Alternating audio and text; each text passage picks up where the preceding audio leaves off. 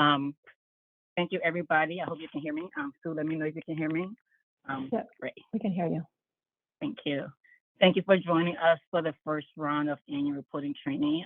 This training is for data as for 2023 data, and that's data as of December 31st, 2023.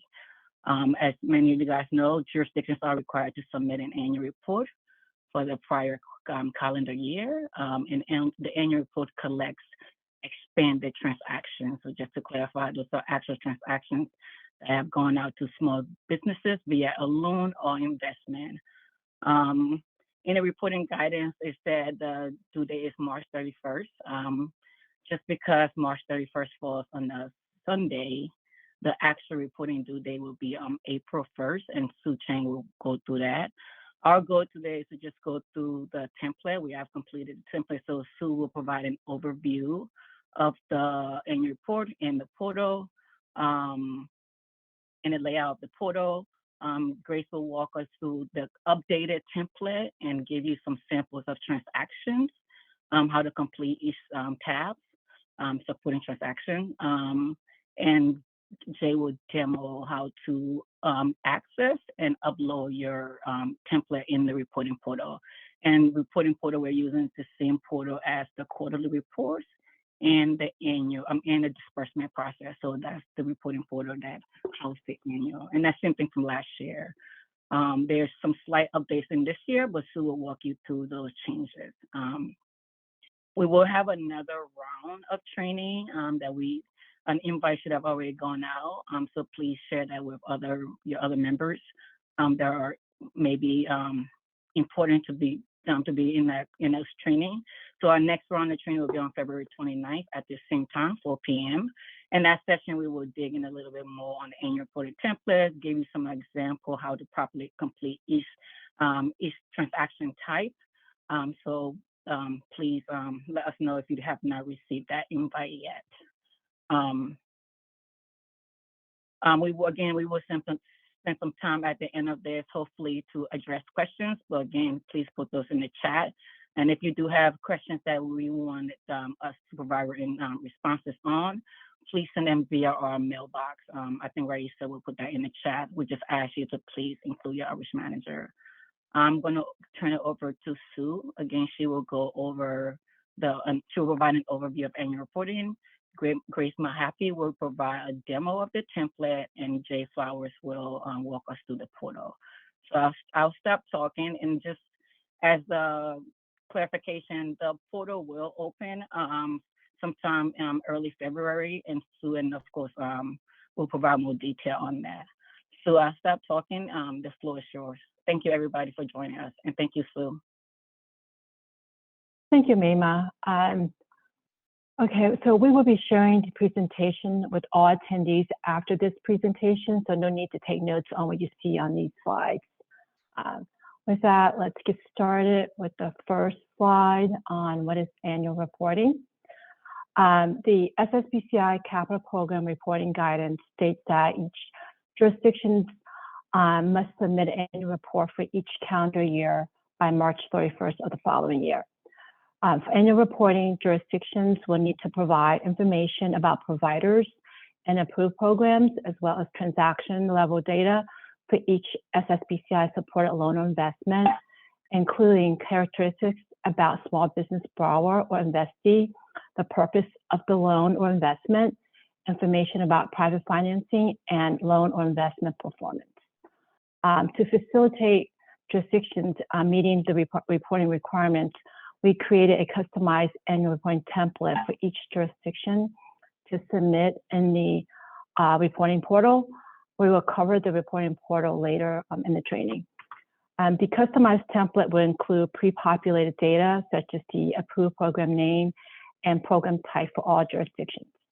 And for jurisdictions that reported expended transactions for calendar year 2022, the customized template will also contain pre-populated provider information. If the approved program name is incorrect on your template, please let us know before you submit your annual report. The customized template will contain 7 tabs. Grace will cover how data should be reported in the template for each SSBCI supported loan investment later in the presentation.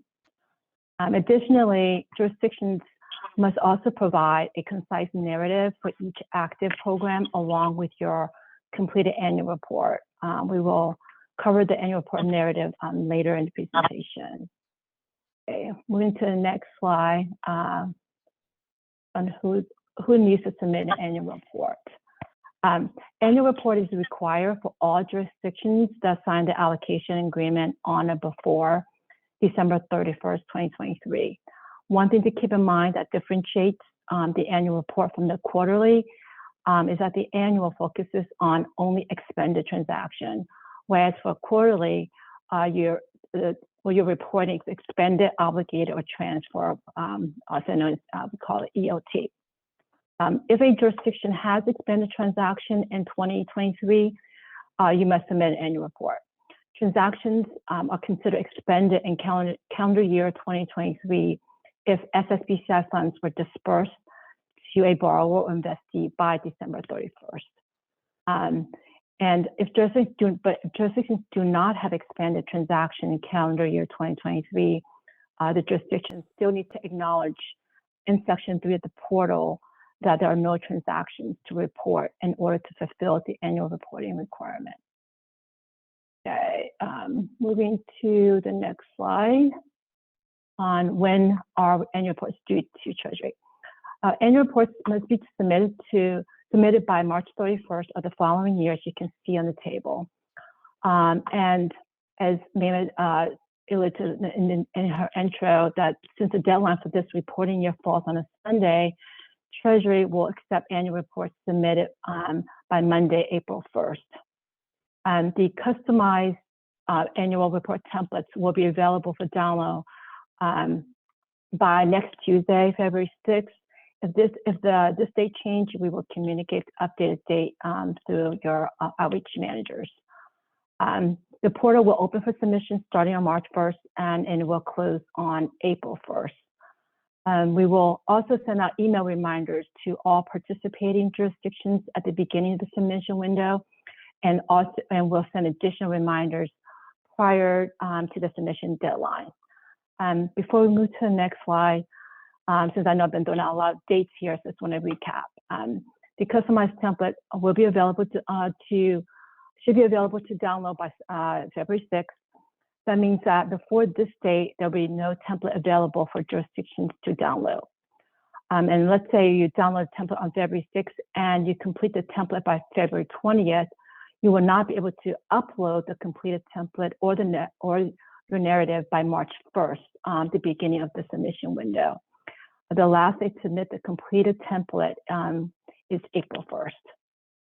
Okay, moving on to the next slide. Okay, where's the annual report template?